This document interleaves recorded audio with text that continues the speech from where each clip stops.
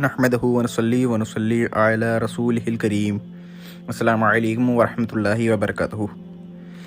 سامعین حضرات، آج ہم جس شخصیت کے بارے میں بات کرنے جا رہے ہیں وہ تمام انبیاء اور رسولان اعظام کے بعد سب سے افضل ہیں پوری دنیا میں، کسی بھی امت میں، اور سب سے افضل ہیں اس پوری امت میں۔ اور اس بات کو ثابت کرنے کے لیے ہمارے پاس بہت سے حوالہ جات موجود ہیں، لیکن اس وقت جو فتنہ بازی چل رہی ہے، چاہے وہ باطل فرقے ہوں یا چاہے سنیت کا لبادہ اوڑھ کر گمراہ کرنے والے لوگ عوام اہل سنت میں بیٹھے ہوں، تو ان لوگوں کو بھی سب سے پہلی کتاب قرآن کریم کی طرف لے جانا چاہوں گا اور بتانا چاہوں گا کہ جس چیز کی بات اہل سنت و جماعت کرتی ہے، مسلک اعلیٰ حضرت کے ماننے والے جو کرتے ہیں، اس میں اور جو تم کرتے ہو اس میں کتنا بڑا ڈفرنس ہے اور جہنم میں لے جانے والی بات ہے۔ جو قرآن کے اکارڈنگ اور قرآن کے مطابق ہم بات کریں گے وہ ہی مسلک اعلیٰ حضرت اہل سنت و جماعت سے میل کھاتی ہے، اس کے علاوہ باقیوں کی باتیں میل نہیں کھاتی۔ تو آج ہم اس ذات کے بارے میں تذکرہ کرتے ہیں جس کی ذات کو اور جس کو اللہ تبارک و تعالیٰ نے پاک کیا ہے، اور وہ سورۃ اللیل پارہ 30 آیت نمبر 17 اور 18 اسی کے حق میں نازل ہوئی، اور اس بات کو ثابت کرنے کے لیے بھی ہمارے پاس بہت سارے دلائل ہیں۔ آیت نمبر 17 اور 18 میں اللہ رب العزت اپنے اس بندے کے لیے فرماتا ہے کہ اور عنقریب سب سے بڑے پرہیزگار کو اس آگ سے دور رکھا جائے گا۔ یہاں آگ سے مراد دوزخ ہے، اور جلد ہی سب سے بڑے پرہیزگار، اس کے اندر لفظ اتقا موجود ہے جس کا میننگ ہے سب سے بڑا پرہیزگار۔ تو صرف پرہیزگار ہونے کی بات نہیں ہو رہی، سب سے بڑا پرہیزگار ہونے کی بات ہو رہی ہے۔ تو اس کو آگ سے دور رکھا جائے گا جو وہ کیا کرتا ہے، اس کی نشانی کیا ہے۔ تو اس آیت میں اس کی نشانی کے بارے میں بھی بتایا گیا کہ جو اپنا مال دیتا ہے تاکہ اسے پاکیزگی ملے۔ اس بارے میں امت کا اجماع ہے کہ یہ آیت شریف جو ہے حضرت ابو بکر صدیق رضی اللہ تعالی عنہ کے لیے نازل ہوئی ہے۔ اس بارے میں بہت سے محدثین نے اختلاف کیا، اور جن لوگوں نے اختلاف کیا ان کا رد خود اس وقت کے بڑے بڑے اماموں نے کیا۔ اس بات کا ثبوت خود کتابوں میں موجود ہے، ابھی ہم ادھر نہیں جاتے اور آپ کے سامنے صرف ایک چھوٹی سی ڈسکشن رکھتے ہیں کہ اس سے مراد خود حضرت ابوبکر صدیق ہیں۔ تفسیر مدارک میں بھی یہ بات موجود ہے زیر آیت اسی کے۔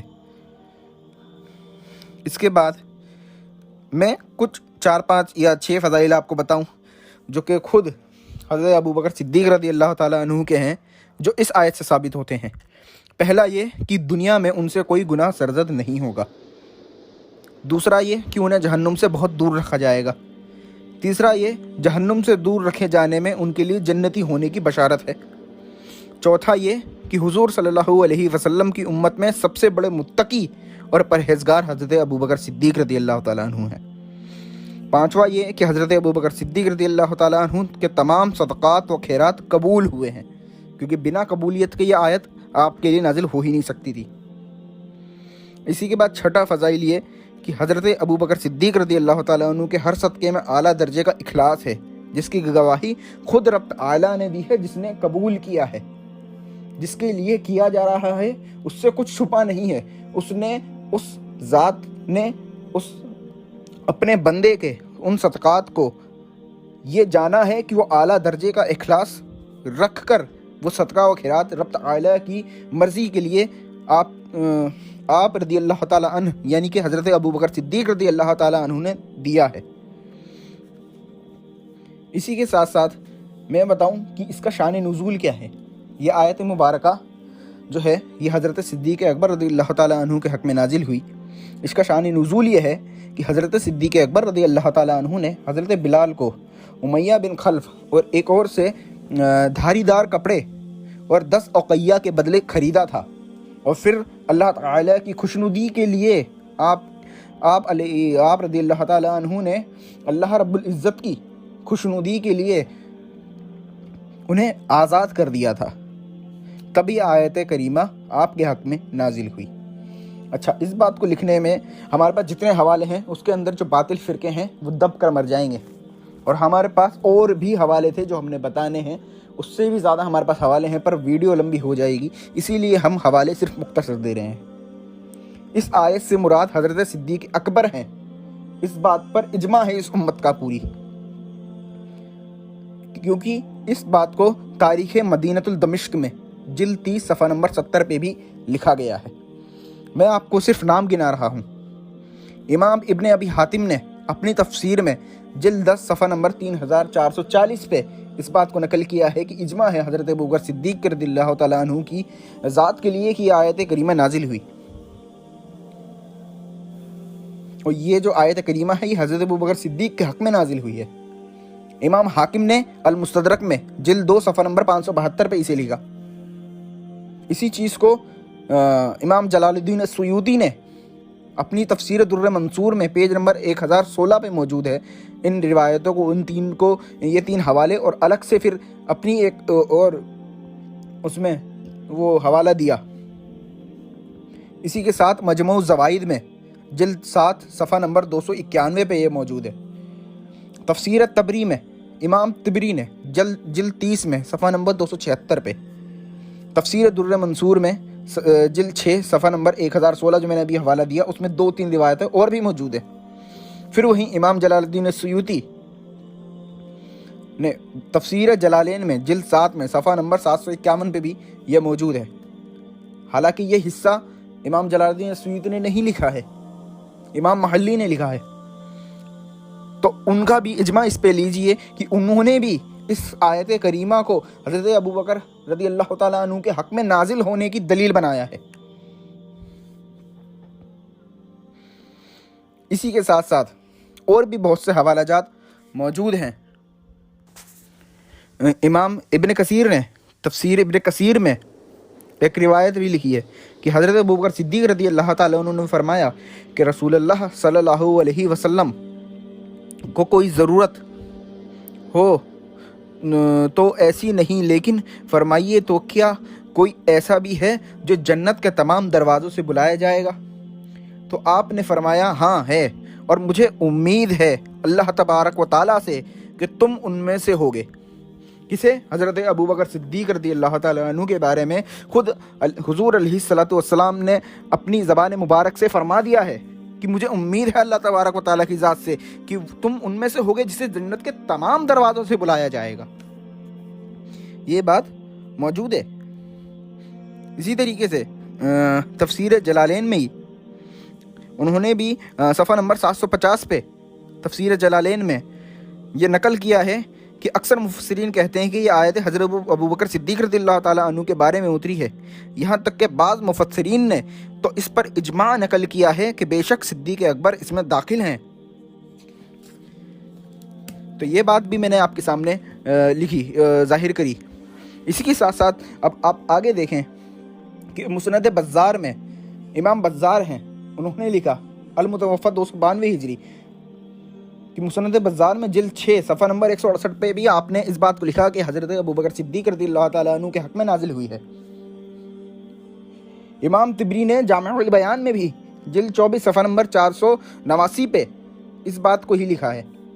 امام آجری نے اپنی کتاب شریعہ میں جلد 4 صفحہ نمبر 1826 پہ 1826 پہ کم سے کم 10-12 جو ہیں روایات جمع کی ہیں جس سے آپ کی افضلیت کا ذکر ہے، اور اس آیت مبارکہ میں حضرت ابوبکر صدیق رضی اللہ تعالیٰ عنہ کے ہونے کا اور آپ کے بارے میں اس کا نزول ہونے کا آپ نے تذکرہ فرمایا ہے۔ ایک نہیں بہت سے حوالہ جات موجود ہیں، اور جو امام آجری ہیں یہ علم کلام کی امام ہے، اور جو یہ آیت مبارکہ ہے اگر یہ کسی کے حق میں نازل ہوئی ہے تو یہ دیکھنے کے لیے ہمیں سب سے پہلے یہ دیکھنا ہوگا کہ جو آیت مبارکہ ہے اس کے بارے میں امام کلام نے کیا کہا ہے. تو امام کلام جو ہے وہ امام آجری ہیں. کوئی اور امام جو ہے امام آجری کے ٹاپ لیول کا نہیں ہے جو کہ امام کلام ہو اس وقت میں. تو امام آجری نے اپنی شریعہ میں بھی یہ لکھا ہے، یعنی کہ جو دوسرے صاحب تفسیر ہیں ان میں مقدم جس ہستی کو رکھا جائے گا وہ امام آجری ہیں. امام آجری نے بھی اپنی کتاب الشریعہ کی جلد 4 صفحہ نمبر 1826 پہ یہ حضرت ابوبکر صدیق رضی اللہ تعالیٰ عنہ کے افضل ہونے کی دلیل لکھا ہے، اور لکھا ہے کہ یہ حضرت ابوبکر صدیق رضی اللہ تعالیٰ عنہ کی ذات کے لیے ہے. دنیا کی سب سے پہلے لکھی جانے والی سیرت ابن اسحاق، امام ابن اسحاق رضی اللہ تعالیٰ عنہ، المتوفہ 151 ہجری. میں ابھی کے حوالوں کی بات نہیں کر رہا. المتوفہ 151 ہجری 151 ہجری میں آپ کی وفات ہوئی ہے. دنیا میں سب سے پہلی سیرت کی کتاب لکھنے والی ذات جو ہے امام ابن اسحاق کی ہے. وہ اپنی کتاب سیرت ابن اسحاق کی جلد 1 صفحہ نمبر 192 پہ بھی اسی چیز کو لکھتے ہیں. اور جو انہوں نے روایت لکھی تو اس کو امام حاکم نے اپنی المستدرک میں نقل کیا، اور نقل کرنے کے بعد آپ نے امام ابن اسحاق کو کوٹ کیا، اور کوٹ کرنے کے بعد کہا کہ اسی سے جو بات ہے وہ ظاہر ہے کہ حضرت ابوبکر صدیق رضی اللہ عنہ سب سے افضل ہیں، اور آپ کی ذات مبارکہ کے لیے ہی یہ جو آیت مبارکہ ہے وہ نازل ہوئی ہے. اور اس بات میں آپ فرماتے ہیں، یعنی کہ امام حاکم نے اس بات کو نوٹ کر کے یہ لکھا اپنی المستدرک میں کہ مسلم، یعنی کہ امام مسلم کی شرط پر یہ جو میں بات لکھ رہا ہوں، جو یہ روایت آ رہی ہیں، اس روایت سے یہ ثابت ہے، اور یہ امام مسلم کی شرط پر بالکل صحیح روایت ہے. اسی چیز کو تفسیر بغوی میں امام بغوی نے معالم التنزیل جو آپ کی تفسیر ہے اس کی جلد نمبر 8 صفحہ نمبر 449 پہ بھی لکھا.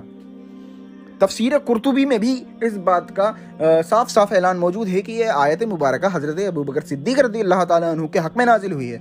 تفسیر قرطبی جلد 20 صفحہ نمبر 88 پہ یہ بات موجود ہے. میں آپ کو کوئی ایسے چھوٹے موٹے حوالے نہیں دے رہا، میں وہ دے رہا ہوں جو اب تک ہمارے سامنے ظاہر ہوئے ہیں اور مفسرین نے لکھے ہیں. امام بغوی معالم التنزیل میں کیا لکھتے ہیں کہ تمام مفسرین کے نزدیک آیت کریمہ جو ہے یہ الاتقاء، اس سے مراد یہ ہے کہ وہ حضرت ابوبکر صدیق رضی اللہ تعالیٰ عنہ ہیں، اور وہ جو ہیں وہ چاہتے ہیں کہ ان کا اللہ کی راہ میں خرچ کرنا اور ریاکاری و دکھاوے سے خالی ہے، اور محض رب تعالیٰ کی رضا کے لیے ہے. حوالہ میں آپ کو دے چکا. امام ابن خازن نے بھی اپنی تفسیر میں یہ لکھا ہے کہ تمام مفسرین کے نزدیک الاتقاء سے مراد حضرت ابوبکر صدیق رضی اللہ تعالیٰ عنہ ہیں. تفسیر خازن جلد 7 صفحہ نمبر 652 پہ یہ موجود ہے. امام فخر الدین رازی اپنی تفسیر میں فرماتے ہیں کہ مفسرین کرام کا اس بات پر اجماع ہے کہ آیت کریمہ میں الاتقاء سے مراد حضرت ابوبکر صدیق ہیں. تفسیر خازن جلد 7 صفحہ نمبر 256 میں آپ کو یہ پہلے بتا چکا ہوں. امام بغوی نے حضرت ابن عباس رضی اللہ تعالیٰ عنہ کی بھی ایک حدیث لائے ہیں جس سے مراد یہ ہے کہ حضرت ابن عباس بھی فرماتے ہیں کہ اس سے مراد حضرت ابوبکر صدیق ہیں. بعض اہل معینہ نے بھی اس کے بارے میں بھی بات کری ہے کہ اس میں جس ذات کی بات ہو رہی ہے وہ حضرت ابوبکر صدیق رضی اللہ تعالیٰ عنہ ہیں. تفسیر تبری ہو، تفسیر نصفی ہو، میں آپ کو بتاتا ہوں کہ تفسیر نصفی جو ہے اس کے اندر بھی اسی بات کو لکھا ہے امام نصفی نے. یہ جتنے بھی اماموں کے نام لے رہا ہوں میں، کوئی نام چھپانے والے نہیں ہیں، سب ظاہر ہیں، سب کے مقام ظاہر ہیں. 1400 سال کے جو مواد ہے اسلام کا اس کو جمع کرنے والے ان ناموں میں سماتے ہیں کہیں نہ کہیں. میں کسی بریلوی، کسی دیوبندی، کسی اہل حدیث، کسی کا بھی میں حوالہ نہیں دے رہا. میں ان کا حوالہ دے رہا ہوں جو اس پوری امت کے جانے مانے مسلمان ہیں، امام ہیں ان کے. اگر اس بات میں یہ کہا جائے کہ اس سے یہ اعتراض کیا جائے کہ اس آیت مبارکہ میں حضرت علی مراد ہیں، تو میں بتا دوں ایسا لینا ممکن نہیں ہے. کیونکہ صفت جو ہے نا وہ الاتقا جو ہے، اس کے بعد اللہ تبارک و تعالیٰ ارشاد فرماتا ہے کہ اس کا جو احسان ہے اس پہ کوئی احسان نہیں جو احسان کا بدلہ دیا جائے. اور یہ بات حضرت علی پر صادق آتی ہی نہیں ہے، کیونکہ حضرت علی نبی کریم صلی اللہ علیہ وسلم کے زیر تربیت تھے. آپ نے حضرت علی کو ان کے والد سے لے کر اپنی کفالت میں لے لیا تھا.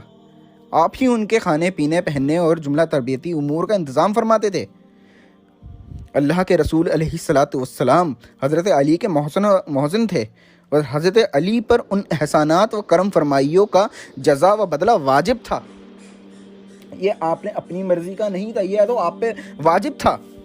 بھلے ہی وہ آپ نے اپنی مرضی پہ کرا، پر وہ تو حضرت علی پہ واجب تھا. لیکن جس ذات کے بارے میں بات ہو رہی ہے آیت کریمہ میں، اس کا تو کوئی بدلہ ہی نہیں تھا اللہ کے رسول علیہ الصلاۃ والسلام پر. یہاں تو اللہ تبارک و تعالیٰ نے جس بات کا ذکر کیا ہے اس سے ہی صاف ثابت ہو جاتا ہے کہ حضرت علی جو ہے ان پہ احسانات تھے حضور علیہ الصلاۃ والسلام کے، لیکن حضرت ابوبکر کا کوئی ظاہری احسان نہیں تھا.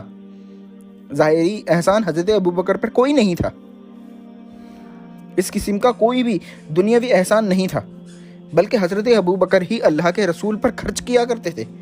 ہاں بس یہ ہے کہ اللہ کے رسول علیہ الصلاۃ والسلام کی جانب سے حضرت ابوبکر صدیق رضی اللہ تعالیٰ عنہ پر دینی ہدایات و ارشاد کا احسان یقیناً تھا، لیکن یہ احسان بے جزا بدلہ تھا، کیونکہ اس کا کوئی بدلہ ہے ہی نہیں. جس احسان کو حضور علیہ الصلاۃ والسلام نے کیا، کون سا ایمان والا، دینی ہدایات والا، تو اس کا بدلہ جو ہے حضور علیہ الصلاۃ والسلام لیں گے ہی نہیں.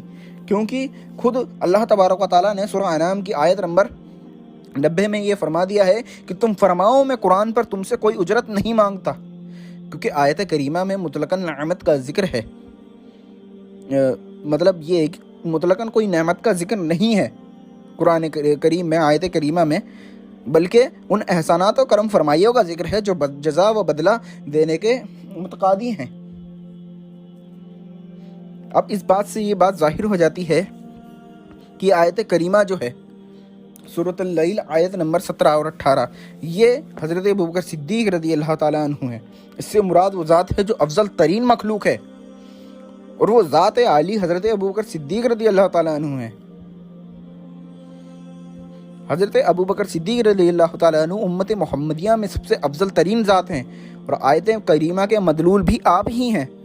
امام فخر الدین رازی نے بھی اس بات کو لکھا. اس پر افضلیت حضرت ابوبکر صدیق رضی اللہ تعالیٰ عنہ پر ایک رسالہ